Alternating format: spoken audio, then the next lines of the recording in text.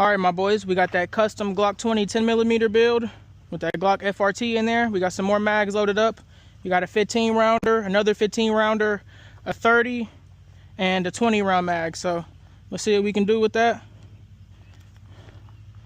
Let's get it. Glock 20 FRT trigger. Let's go.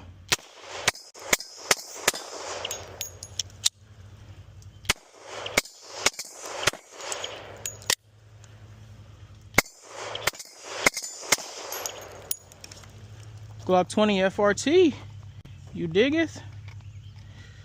See if we can hit us some single shots, I guess, on target, just so we can know if we have to get into a tactical situation. Single tap. Still works semi, so try to work that FRT. Woo! Cleared the mag. Those OEM mags are perfect Yanni. Feel me? Woo! Glock 20 FRT.